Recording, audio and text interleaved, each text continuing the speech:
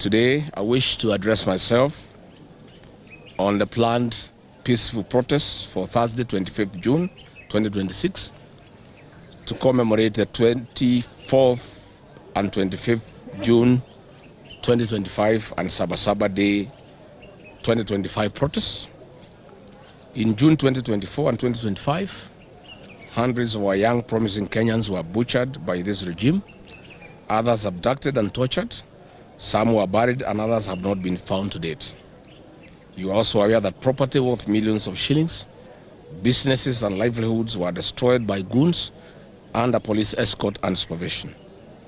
Our young people and leaders were traumatized and dragged through courts of law under terrorism charges, all of which were trumped up and forced. To all Kenyans who lost their loved ones and lost their livelihoods in the three unfortunate events under the hands of William Ruto over the last 4 years, we are sorry. This is not what 55 million Kenyans expected of him, and also the 7.2 million Kenyans who voted for him.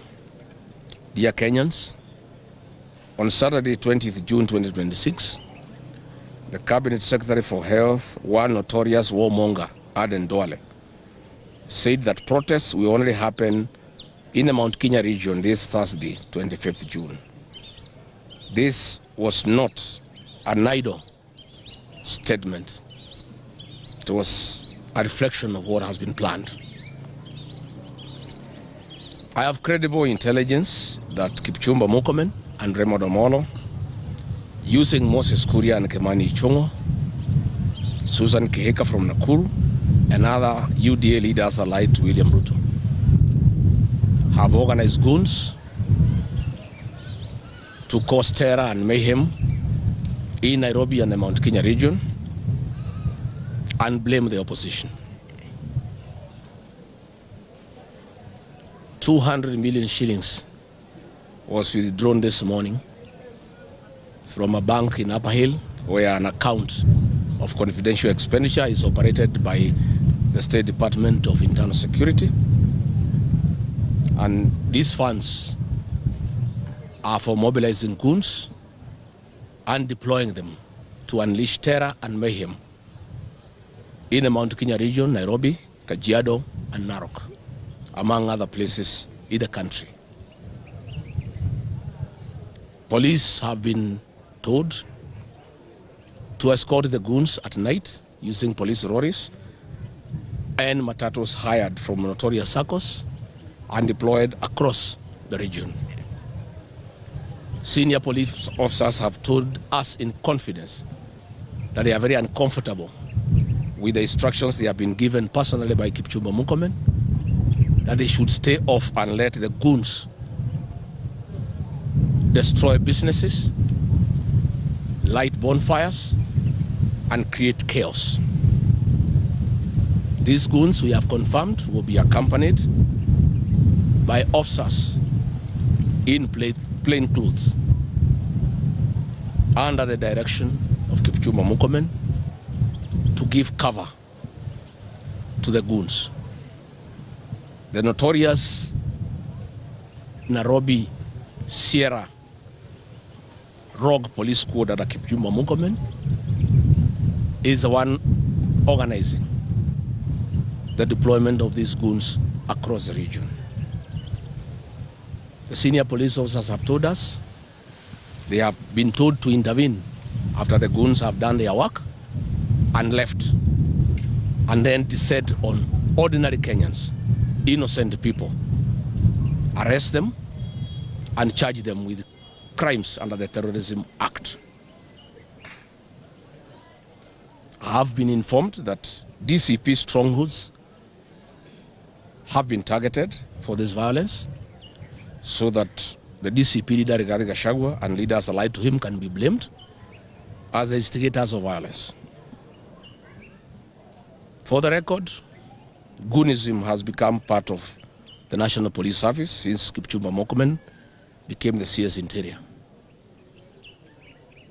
Last night he was on Citizen TV and he could not explain himself on anything. When shown the video footage of goons under police escort he shamelessly says that they are watchmen guarding shops, whereas the goons are seen patrolling streets in police land cruisers and under police escort. I have been informed that Kipchumba Murkomen has convinced William Ruto that unleashing violence in the Mount Kenya region will convince the rest of Kenyans that only the Mount Kenya people have a problem with him and that they are violent. And it's the Mount Kenya people fighting their own people. Looking at the situation, I want to appeal to the Gen Zs with a lot of humility and kindness to consider not going out to the streets. These are our children and grandchildren whom we need next year to help us liberate this country through the ballot. From the violence that has been planned by the state using police and goons, I have no doubt in my mind that lives will be lost. These are young children who have a great future and who need an opportunity to live their full life. I want to persuade them with a lot of humility that retreat is not surrender and strategy is not cowardice. I want to persuade them that there is a constitutional way of dealing with William Ruto next year. We don't have to go to the streets and expose ourselves to death and injury. For sure, state has organized very serious violence. And that is why the fake deputy president has been issuing threats. That is why William Ruto has been issuing threats. That's why Kipchumba Murkomen has been issuing threats, because they have actually organized violence against the people of Kenya under the guise that they are goons. Kipchumba Murkomen cannot arrest these goons because he is one who has recruited them, paid them, and deployed them. They will be working for the state to cause mayhem, to unleash terror, to allow the police now to come in and shoot people. Because the strategy is the state organizes goons accompanied by officers in plain clothes. They wreak havoc, they destroy property. Then the police now have a reason to come in.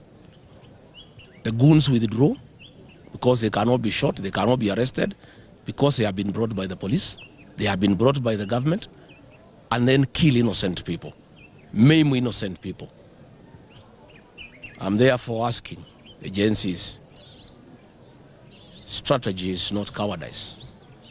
Please, my sons and daughters, my grandchildren, consider. We need you alive. We need you to help us transform this country next year. You cannot do it when you are dead. You cannot do it when you are injured. The state has unleashed war against Kenyans as a strategy to intimidate Kenyans to stop free expression of what they feel and what they want.